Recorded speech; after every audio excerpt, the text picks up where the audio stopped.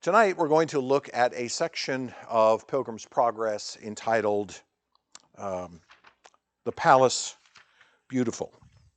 You'll notice in your booklet, beautiful's in quotation marks because it is the title, or the name, I should say, of the palace. The palace named Beautiful would be another way to write that. But before we look at the section, let me just remind you of what it says at the end of the previous one, because it's very important that you remember the journey that we're on here. These two sections kind of flow together, and there's some things in that one that we need to see or be reminded of before we look into this one. At the end of Christian's loss in the previous section, it says that he remembered the story of the lions, okay? The two men, Timorous and Mistrust, in the section prior to that, had told him about two lions that were in the path ahead as he climbs the hill of difficulty and goes on. He's going to run into these two lions up ahead. So he's remembering that now as he had his little detour in the arbor and lost his scroll of assurance, but found it again. Now he's remembering again that those lions are waiting for him up ahead. He says, "These beasts rage in the night for their prey. How should I escape being torn in pieces by them?" So it's a rhetorical question. I don't know what I'm going to do as I get there, but he goes on. And while he was bewailing his unhappy miscarriage, meaning as he knows what's coming and unsure and scared about what is about to come, he sees a stately palace before him, the name of which was Beautiful, and it stood just by the highway side. And I'm emphasizing that because I want you to remember that phrase. It did not stand in the middle of the path, it stood next to the path or off of the path slightly. So the path went by the palace, not through the palace. Okay? See that? All right. Keep that in mind. Now, we come to the first paragraph then of the next section, and what we're going to be looking at tonight, the palace beautiful. And the writer, or I should say the dreamer, in the story says, "So I saw in my dream that he, that is Christian, made haste and went forward, that if possible, he might get lodging there at the palace." So he sees the palace and he thinks, a good place to stop for the night and get some lodging. Now, before he had gone far, he entered into a very narrow passage. So it's a very narrow way that he's going, walled on each side probably, and he's going into this narrow passage to make his way through that. And as he goes, what does he see? He espied the two lions in the way and was afraid to go on and thought himself to go back. So now he encounters these two lions that are waiting for him on the pathway. He can see the palace beyond the lions. Okay, there's the palace is there. Here's the pathway. There's the palace. There's the lions waiting for him. They're on the path, on the way towards the palace. Now they're not in the path per se, because obviously if they were, they'd consume him. But they're off to the side. But it's possible that, it seems as though they could attack him and take him out, or so it seems to him. So he's moving along this path, and he comes to these great lions. Now, I'm going to read a little further along here and then come back and explain what I think Bunyan's talking about here, all right? Because there's more that needs to be said here. "The porter at the lodge perceived that Christian made a halt, as if he would go back." So the porter, who was there at the palace, is watching him as he's coming down the path, sees him coming, and perceives that he's going to turn around, that he's afraid of these two lions. So but Watchful, which is his name, okay, but Watchful the porter, okay, so the porter's name is Watchful. The porter cries, "Is thy strength so small?" Mark 4:40. "Fear not the lions, for they are chained." The reference there to Mark 4:40 is a reference to the disciples in a boat on a sea that gets a big storm. And Jesus says in verse 40, "Why are you so afraid? Have you still no faith?" They woke him up, you remember, because they're terrified that they're going to die. I don't know if you've ever heard the story, if everyone has preached from this story, but it's men who were well versed at being at sea. And yet they're afraid of the storm. So it's a biggie. The kind of storm that a typical sailor probably cannot navigate through. Jesus is asleep in the bottom of the boat, doesn't wake him up. And here's why. Because Jesus knows that his death is not going to come in a boat on the sea. So he's not worried about it. He knows his plan. He carries on. But Bunyan uses this as his cry from the porter. Is your strength so small? Is your faith so small? Is what you have learned so far and what you know to be true so small that you cannot pass by these supposed threats to you? That's a reasonable question, isn't it? It's really a rhetorical question. He says then, fear not the lions, for they are chained. They are there for the trial of faith. And there's references to 1 Peter 1:7 and Hebrews 12:21. I'll just show you the first Peter reference. If I can find 1 Peter. It's in my Bible somewhere.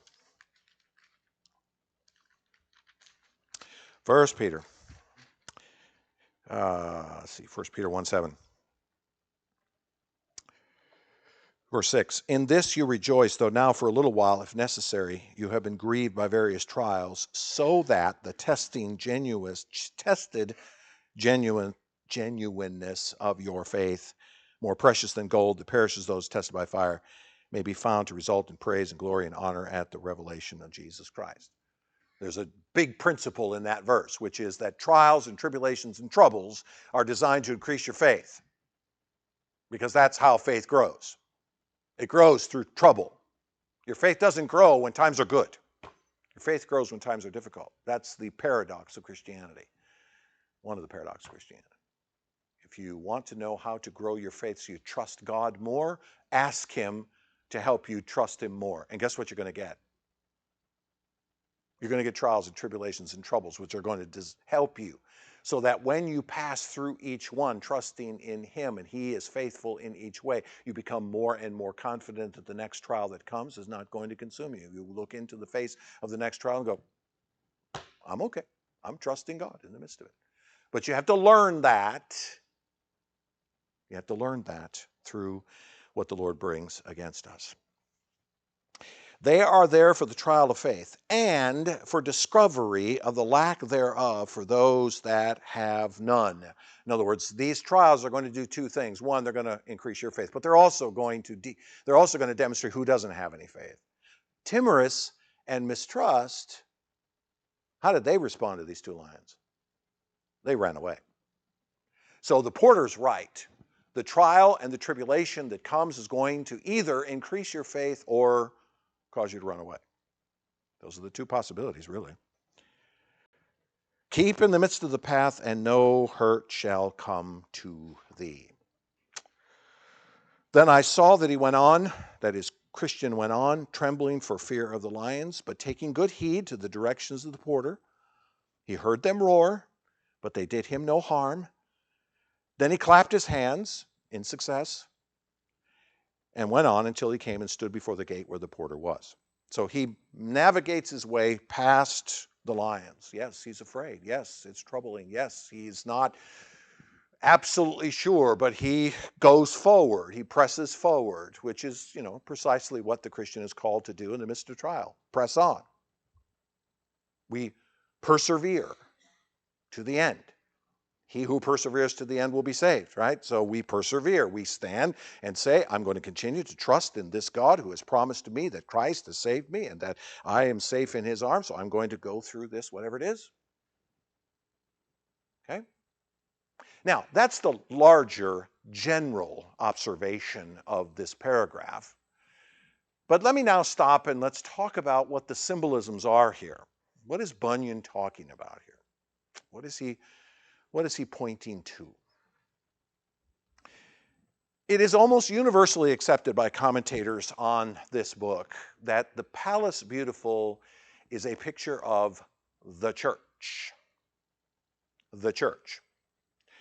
What Bunyan is painting Christian as doing is going towards a place that is what we would call the gathering of the saints. Now, Not the general gathering of the saints, the church universal, but more likely an incarnation of the local church, a group of people gathered together for mutual edification and worship, okay?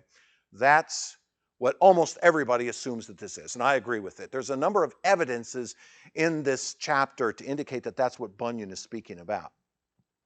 What becomes less clear is what the two lions are. But I'm going to offer what I think is, and some commentators have pointed this out, and I agree with them, that the two lions represent the institutional church, or I might say the ecclesiastical church.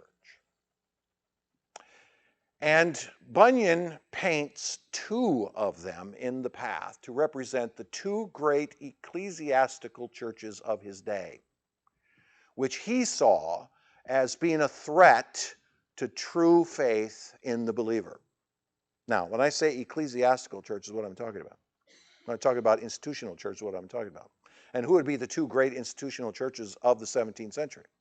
And the answer would be Catholicism and Anglicanism, the Church of England and the Church of Rome. And part of the reason why this is the interpretation of this is because Bunyan, you remember, is in prison because he refused to conform to the Anglican Church.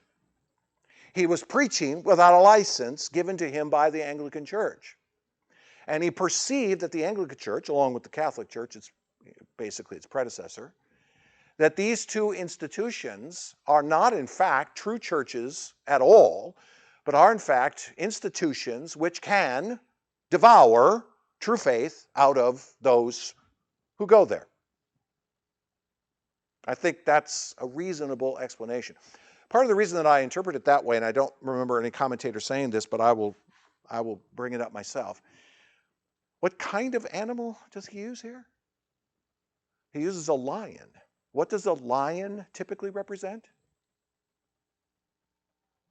Power, kingship, authority, right? Who's the king of the jungle? Right? The lion is pictured that way. Often we think of the concept of Jesus being the Lion of Judah, right? The royalty that belongs to the house of Judah. Lions have this picture of regality. And that's the picture that Bunyan is painting. He's painting a picture of churches who believe themselves to be royalty. Who's the head of the Anglican Church? The king. Today was Queen Elizabeth II for a lot of years, but now it's King Charles. Who established the Church of England? Henry VIII. When the Catholic Church wouldn't give him a divorce from his wife, he decided, you know what, I'll build my own church. Well, it's the same church as the Catholic Church, just without the Pope, for all practical purposes. I mean, many people think of it as Protestant, but I don't. It's the institutional church of England. It's headed by a king. And Catholicism, the Church of Rome, of course, had stately power for centuries in the medieval period, didn't it? I mean, we know of the Holy Roman Empire headed by the Pope, who held kings as vassals below him and governed them through his ecclesiastical power, threatening to remove even eternal life from them if they failed to do his bidding. That's authority. So this is the picture that I think Bunyan is painting by using two lions here. The danger of the institutional church killing, if you will, the faith of the pilgrim on his way to the true church, which is the palace. Now, what evidence do I have that the palace is the church, or what we might say a local incarnation of true followers of Christ, okay? Because all churches are a mixture of purity and impurity, right? There's no such thing as a perfect church. But what Bunyan is painting here is a picture of a beautiful palace, the idea of an organization, of a group that is, in a sense, perfect, all right? There's a number of evidences that I'll show you even before we read down. We'll read down some more, but there's a couple of different evidences. First, the man who is at the gate or standing watching Christian is called a porter. In the 17th century, and even beyond, even much earlier than that, in fact, going all the way into Old Testament times, a porter is a gatekeeper. But a porter is more than a gatekeeper. A porter has a number of different aspects to his authority and purpose. Let me get my notes here. Let's see. A porter is also not just a gatekeeper or a doorkeeper, but he's a guard at the door, a guard at the palace. So he's responsible for the protection of the palace itself. And not just, and in some cases, a porter wasn't just over palaces, but there were porters over cities, over temples. There were porters over palaces and other kinds of large fortified places where someone was put in charge of the security of that place. So a porter had a responsibility to protect the palace, to be the gatekeeper of that particular place. There's a sense in which the picture of a porter is a picture of a pastor, an elder. And that's why he's given the name watchful. Because what do these men do who are called elders in the New Testament? They watch over your soul. They are watchful. They're the ones who are the shepherds, looking out for the wolves who may be coming against the sheep. They're the ones guarding the gates to make sure. When Jesus says, I am the door of the sheep, remember? I am the door. What he was saying is, I'm the one who protects the sheep because they belong to me. He's painting a picture of himself lying down in front of the gate of an area where the sheep were kept so that the wolves could not get in, the sheep could not get out. That's the picture that's being painted. That's the picture that Bunyan is painting about the porter, you see. A gatekeeper, someone who is holding fast. That's one evidence that this is he's talking about a church. Another is that there are going to be a number of damsels who are going to speak to Christian from inside of this particular place, and they're all referred to as virgins. Virgins. Now, who would you refer to as a virgin? Who's a virgin? Well, a virgin is someone, a young woman, who is of marrying age, but who is not yet married. She is perceived, therefore, to be pure. By the way, that's why brides wear white. They wear white because they come to show their purity. I'm coming to you, my husband, and to present myself to you as a innocent, as one that you take for yourself, as completely your own. That's the picture that's being painted of virgins. Well, isn't that what we all are in the church? Are we not also made pure by God, holy and righteous, given the robes of Christ, white robes of Christ? Is he not our bridegroom who comes to take us as his bride? So using the word virgins here could simply be substituted as brides waiting for their suitors. Okay, that's another evidence that this is a picture of the church. And then these damsels will ask him questions about whether or not he should come into the family. Where am I lost where that is. The word family is used. There it is, last paragraph. So she ran to the door and called out prudence, piety, and charity, who had him into the family. And many of them, meeting at the threshold of the house, said, Come in, blessed of the Lord. This house was built by the Lord on the hill for the purpose to provide for such pilgrims. It's a place pictured as a place of rest, comfort, strengthening. Is that not what the church is supposed to be? For us, the soldiers of Christ who go out into the world and bring this gospel, well, we need a place to come back to and get refreshed and get held up and edified and strengthened, and that's what the church is supposed to be in our mission to serve Christ, not to serve ourselves, but to serve him, right? So there's evidences in the story that that's what Bunyan is pointing to here. The true church, of which he hoped to be the pastor of. You remember that he was converted as part of his conversion. If you go back and listen to my first lecture on this thing, he was converted by a minister that he knew quite well and knew him for the most of his life. I forget his name. It just escapes me now all of a sudden. I had it right on the tip of my tongue a few minutes ago, and that's what happens when you go on Medicare. Your memory gets lost. But anyways, he was part of Bunyan's conversion and worked alongside of him in a number of different ways, even Bunyan himself serving as a pastor.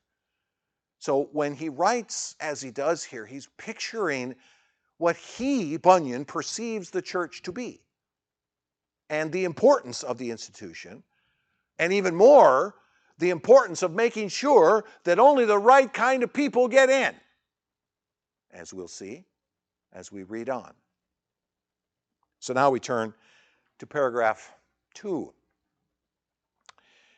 Then said Christian to the porter, "Sir, what house is this? And may I lodge here tonight?" And the porter says, "This house was built by the Lord of the hill, and he built it for the relief and security of pilgrims," which you will notice is repeated a little further on because I read it a little while ago. The porter also asked whence he was and whither he was going. Okay, where'd you come from? Where are you going? And Christian answered, "I am come from the city of destruction, and I'm going to Mount Zion, but I desire, if I may, to lodge here tonight." So the porter's asking the logical question. The first question that a porter would ask as he's protecting the house is, okay, who are you, where are you coming from, and where are you going? The question really belies this idea. Are you on this path for the right reason? Are you going in the right direction? Are you going where you're supposed to go? I wonder if Porter saw timorous and mistrust run away from the lions and disappear in the opposite direction. Thus, this question would be perfectly reasonable. Why are you here? Where are you going? Okay, that's one of the first and most fundamental questions that we ask, isn't it? To be a part of a church, one of the most fundamental things for us to know is, well, who are you? Who are you? Are you a sheep? Or are you a goat? Or worse, a wolf? What are you? Why are you coming here? It's one of the very first questions that we ask people, as even a part of the membership process, but even as they come in the door, as they come to the church. Okay, why are you here? Why do you come here? Now, most people who come to Grace Fellowship volunteer that information pretty quickly because we're not the most popular church in Baldwin County, and you have to look hard to find us, which is kind of the point. So we kind of know that right off the bat, but we don't always know that well, do we? Sometimes people come and we don't really know who they are, but we find out. Doesn't take long. Then, so Porter then asks the second question, but how does it happen that you come so late? The sun is set.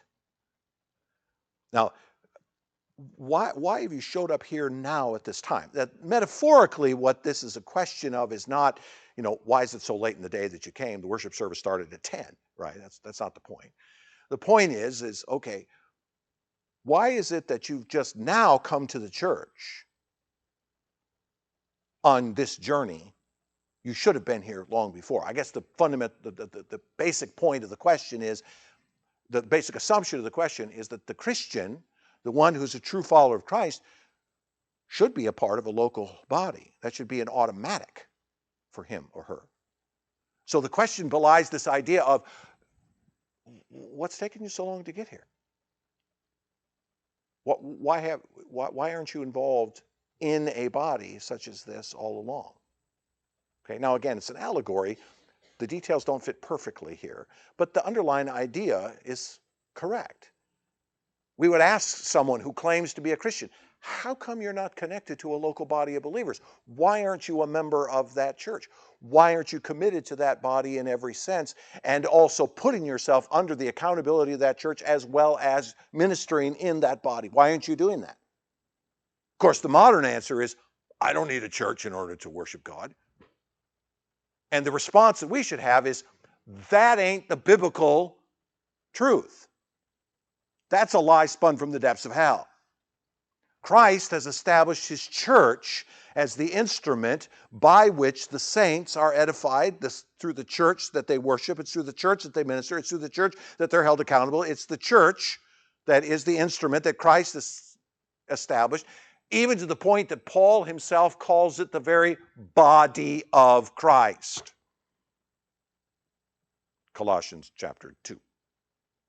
This isn't just some organism that happened to be the best way to do things in the world.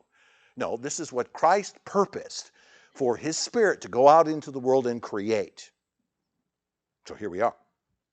So that's what the underlying question is about. Why are you just now coming here? And Christian is forced to confess, I had been here sooner, but that wretched man that I am, Romans 7:24, I slept by the arbor that stands on the hillside. In my sleep I lost my evidence, I lost my assurance, and feeling for it and finding it not, I was forced to go back to the place where I slept my sleep, where I found it, and now I'm coming. He's confessing, I wasn't too sure, and I lost my assurance along the way. I was detracted by other kinds of things. Metaphorically, I think this would be, or allegorically, this would be the idea of those who don't come to the church or don't get involved in the church, who aren't committed to the church because so many other things get in the way. Well, I'm just not sure. It's somewhat of a paradox also to say that there are many, the reality is for many, the church is the place that you find assurance, and yet you're not sure when you walk in, right? So guess what you have to do? You have to stick around. Now, if the church is doing what it's supposed to do faithfully, that's not a guarantee. But if the church is doing what it's supposed to do faithfully, teaching its members, praying, ministering, preaching the gospel, etc., then the saint who comes should grow in the faith in that.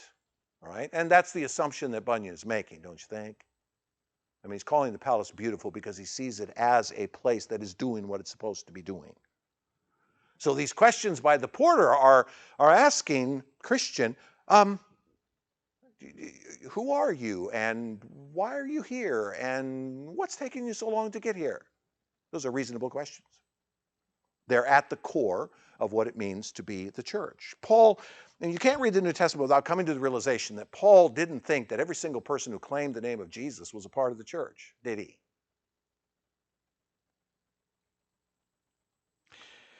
So now here's what Porter says. Next paragraph. Well, I will call one of the virgins of this place who will, if she approves your talk, bring you into the rest of the family according to the rules of the house. So I'm going to go and get someone else to talk to you as well. All right. Now you'll notice that Bunyan here puts layers of questioning, layers of determination over whether Christians should be allowed to come in. Why? Because Bunyan believed, as we should all believe, that the church is to be kept pure. We are not to let the wolves in amongst the sheep. We need to be very careful about that. Okay, so he calls a damsel to come. I will call. So watchful the porter rang a bell, at the sound of which came out a grave and beautiful damsel. Grave meaning serious. Okay? Serious. Gave a serious look. But she was beautiful too. Named Discretion. Discretion.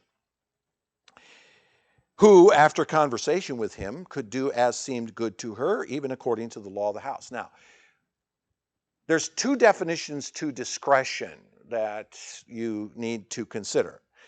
One of them is the idea of speaking in such a way that you don't cause offense to someone else. So you use discretion in the way that you speak. So you could speak of discretion as the idea of, okay, I'm really not going to say that because it's probably going to upset somebody. So I'm going to use some discretion, right? It's kind of like the most overlooked command ever on TV. viewer discretion is advised. Okay? No one pays attention to that, but what's the point? Have some discretion. Decide whether or not you should be watching that. By the way, as Christians, we really ought to take that seriously. Yeah, I should take some discretion. Okay, so that's one way that this is being applied. But the more likely way that Bunyan is thinking of is the second definition, which is to have discretion is the freedom or the authority to decide what should be done in any particular situation. A judge is given discretion as to how much of a sentence he should apply when a guilty party is found guilty. So in his discretion, he might say, well, look, I think this guy shows true remorse and his crime was not so bad, so I'm going to give him 6 months, whereas the next judge come along and say, you know what, I don't think so, I'm going to give him 6 years. That's called discretion. And that, I think, is the picture of what Bunyan is painting for this woman, who, after conversation with him, could do as seemed good to her, even according to the law of the house. So she could decide, based upon the law of the house, whether or not Christian could come in. So the porter, watchful, was giving over this authority to this damsel and saying to her, okay, I've questioned him, so you question him. And you decide whether or not the law of the house is being fulfilled. Now, the law of the house here undoubtedly is, of course, the rules of the estate, the rules of the palace. And the rules of the palace is the only ones that come in here are those who are truly on the path for the right reasons. They're believers. They have their assurance. They have been to the cross. They have been to the house of interpreter. And they are prepared to continue the journey to Mount Zion. They're true believers, right? So that's the law of the house. Next paragraph. She asked him whence he was and whether he was going. So she asked the same question the porter did. Where have you come from? Where are you going?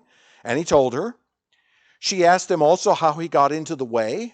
Okay, how did you make it into this way, right? And he told her all of that we've seen. Then she asked him what he had seen and met with in the way, and he told her the various things he had along the way, various things I already mentioned here a moment ago. So she smiled, and after a little pause, she said, I will call for 3 more of the family. So she uses her discretion to say, okay, it sounds to me as though you are a follower, walking the path properly, but I'm going to ask 3 more to make some determinations, right? Or you might put it this way, the membership class of this church is rough. You got to get through the pastor, and then you got to get through Miss Discretion, and then you got to get through 3 more, all right? I think we should ratchet it up, guys. I don't think we have 3 layers yet. We need to, actually we do have 3 layers, but okay. So she calls for 3 more of the family. So she ran to the door and she called out Prudence and Piety and Charity, who had him into the family, and many of them meeting him at the threshold of the house said, come in, thou blessed of the Lord. This house was built by the Lord of the hill on purpose to provide for such pilgrims in. So I think at this point, the way I would interpret this aspect is that now it moves from being just about letting him in to incorporating him into the life of the family. A word that I despise, but works here, is assimilating him into the family, okay? And I despise that word because there are many churches that have pastors of assimilation whose job is to help you kind of, I don't know how exactly you do that, but they don't teach courses on that at the seminary that I'm aware of. But apparently there's professionals that can assimilate you into the church. So I think what's happening here is this is moving from whether or not Christian can come in as to, okay, how are we gonna fit you into this family? And the 3 names seem to speak to that to me. The first is the word prudence. Now, prudence is a word that means exercising cautiousness, or more specifically, saying, okay, I'm going to be very careful here to analyze the situation, and I'm going to use reason and logic and facts to make my choice. Okay, so prudence would be the opposite of someone making an emotional ascertainment of whether or not something is true or not. So prudence would be someone that's looking at it and going, let me see if this is really true. You see, so this is the first one. The second is piety. Now, we've spent a lot of time talking about piety in Colossians chapter 2. As you know, piety is either a noun or a verb. Pieties are outward forms of religious expression. As a noun, piety is religious devotion or having some sort of devotion to something. Pieties as a verb then is expressing those religious devotions in some sort of specific practices. Now, there is false pieties and bad pieties. Paul is obviously speaking of them in Colossians 2:16 and following, as we preached through the last couple Sundays.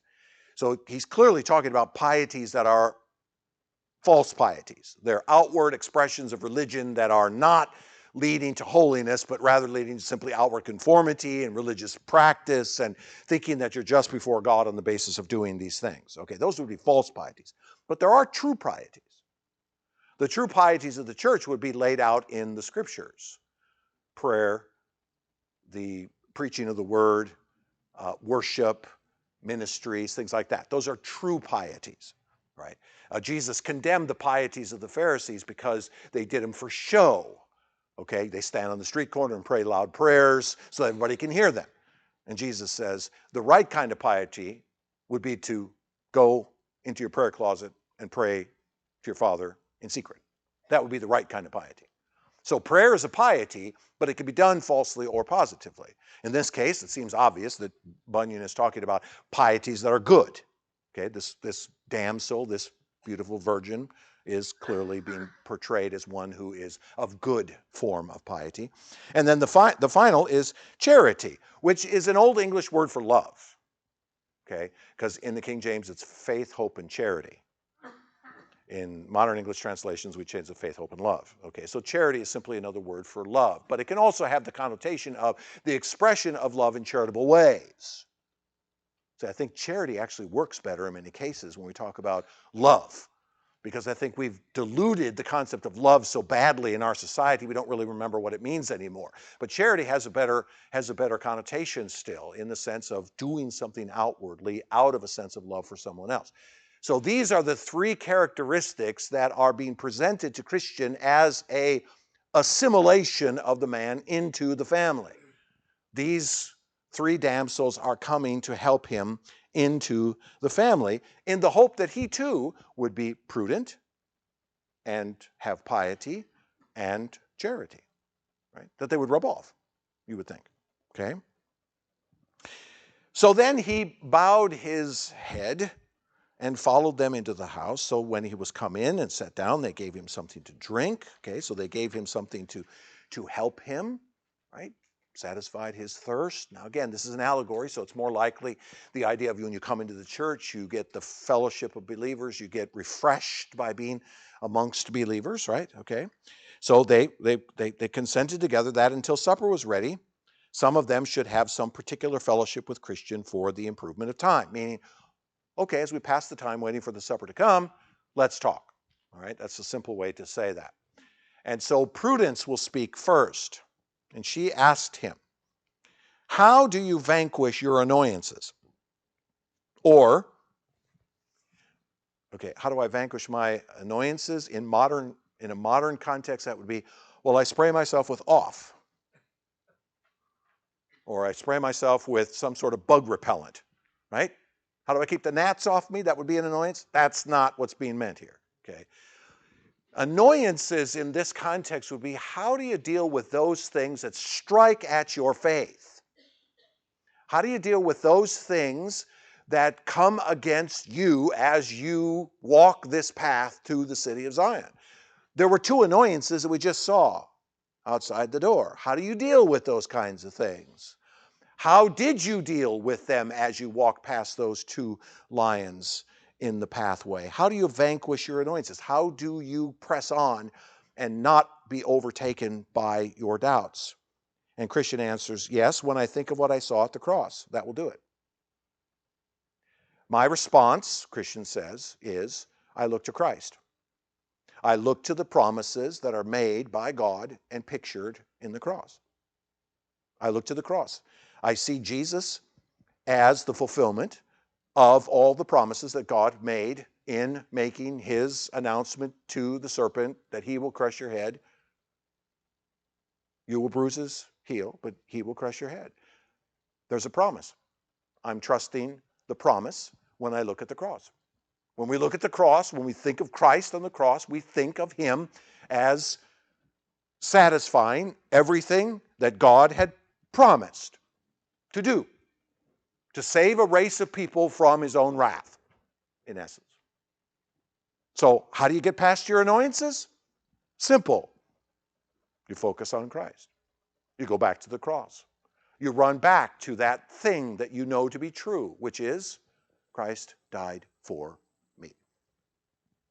And God's promises are fulfilled in all of that. So my annoyances, my doubts, my troubles, all of these things are held by looking at the cross. Notice that, and I don't know if Bunyan intended to do this on purpose, but notice that Christian doesn't say, well, I look at the scroll of my bosom. He says, I look at the cross. Because Bunyan would say the real assurance isn't just some sort of promise in verbiage. It's promise in something that actually took place in time and space that becomes the foundation, the grounding of those promises. My assurance is not found in some piece of paper that I hold. My assurance is found in what he did. Now, I spoke a lot of that in our last session, so I would urge you to go there if you're still not needing to understand that. Then he says, also, I look at my embroidered coat. What? I look at that coat that was given to me by the three angelic beings, remember? The shining ones we saw at the cross. Gave him a coat. What's the coat? The coat of righteousness, the coat of justification, the coat of God setting aside the legal demands, as Paul writes it in Colossians 2:14. Setting aside the legal demands of the law. Now I'm clothed. So I look at that. So I look first to the cross. I look at the righteousness I had. Then I look at the role that I carry in my bosom.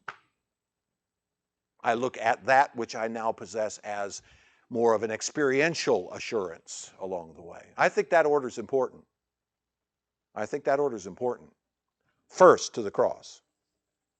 Second, to what it is that God has declared to be true. And thirdly, then, whatever assurances I have by virtue of my experiences.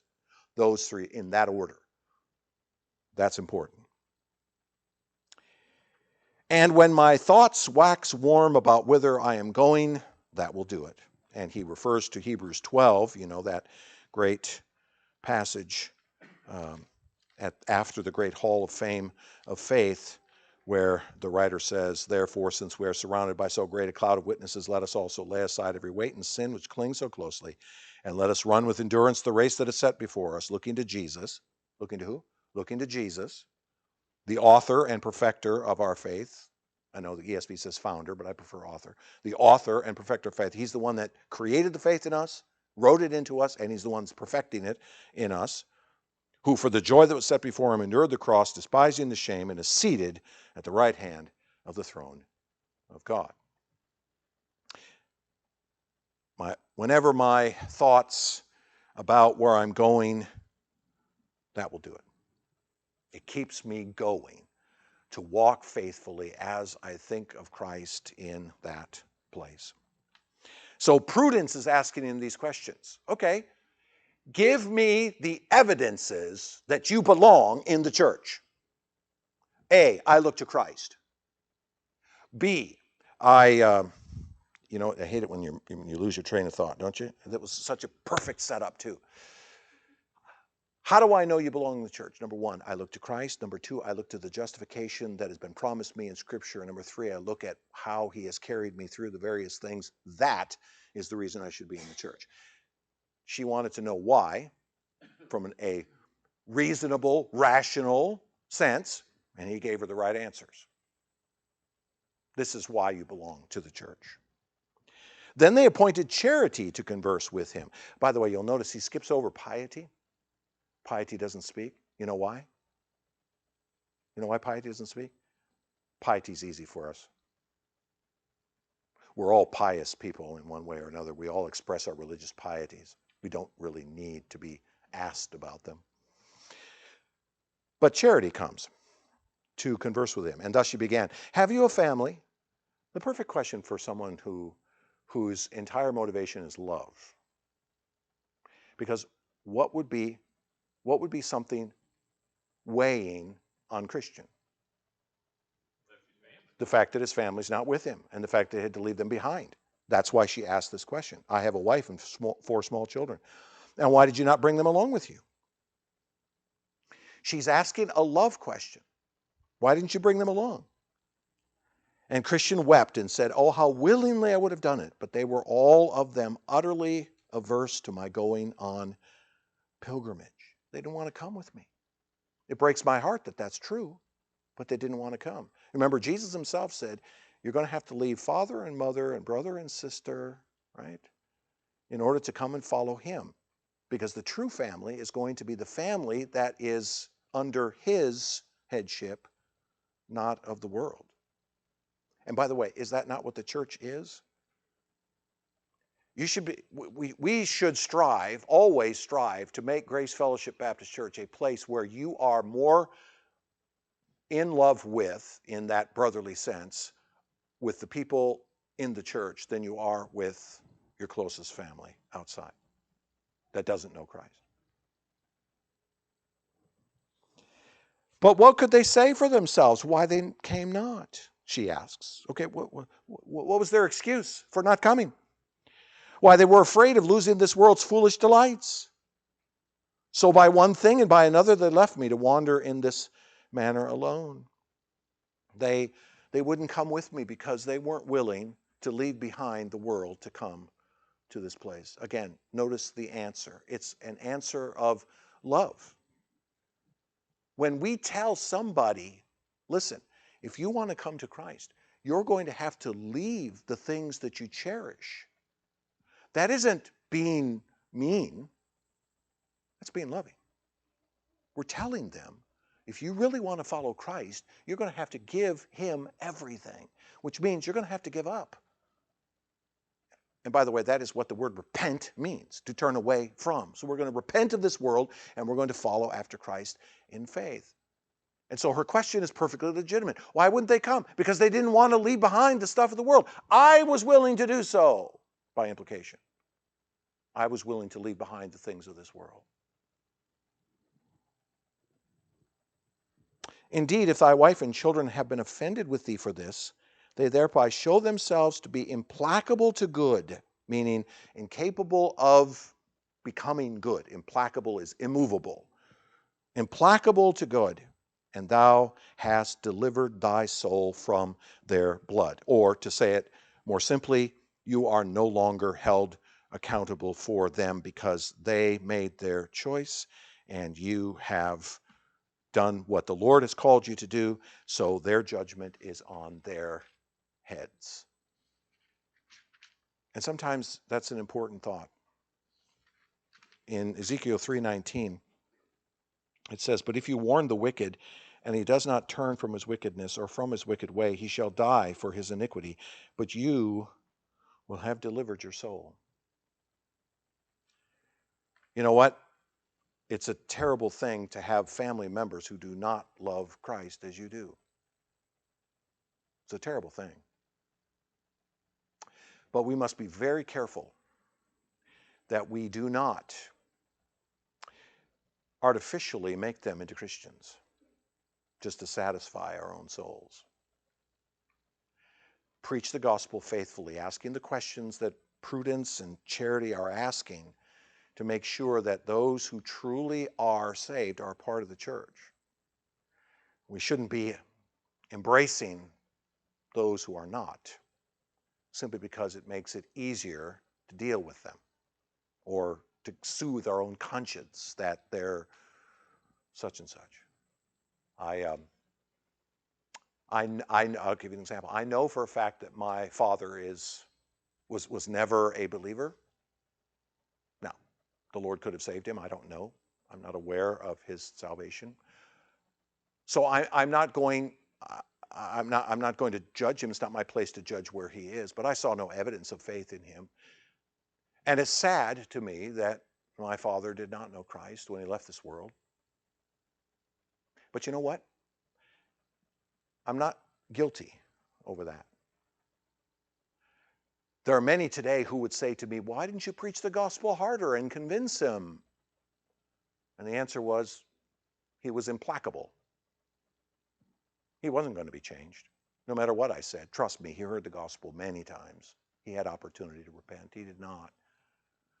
So I'm not going to go through life thinking or telling others that they got to work harder to get their family saved, because that's not thinking the way that Christ would think. The world, the gospel says that unless the Father draws them, they're not going to come. Our job is simply to preach the gospel and walk away saying, I did what I'm called to do, even as Ezekiel said. If you warn your brother and he does not come, your soul is saved. Leave the rest up to the Lord. I would suggest to you that might lift a great deal of guilt off your back. Yes? Yes.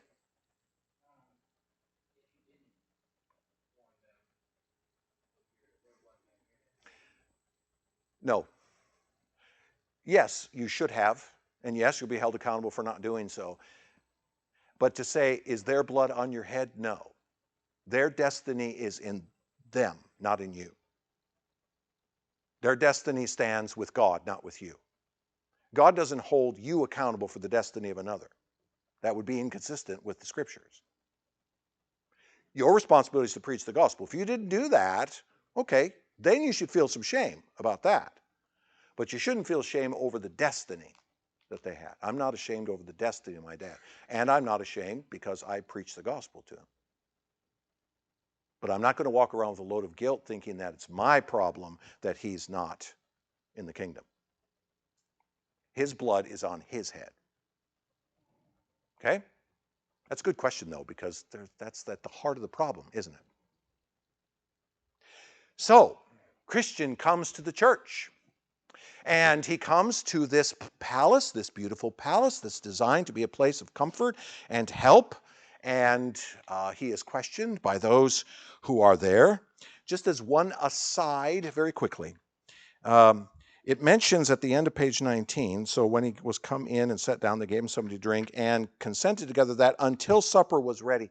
There are some who interpret that to mean that until the ordinance of the Lord's Supper was ready, means, in other words, this was a testing as to whether or not he could come to the table or not. That is a fair assessment of this, even from a Baptist perspective. I don't know if Bunyan meant that or not, and the commentators that see it may be overreading it. I'll leave it up to you as to whether you think it is or not. To me, it just looks like the creature comforts of being involved in a home where you get something to drink and they'll eventually feed you as a part of the reality of being a part of the family. And that would be metaphorically the idea of our fellowship with one another that helps us and edifies us and strengthens and encourages us together as a body. So I'll leave it to you to interpret the symbolism of the supper. Okay?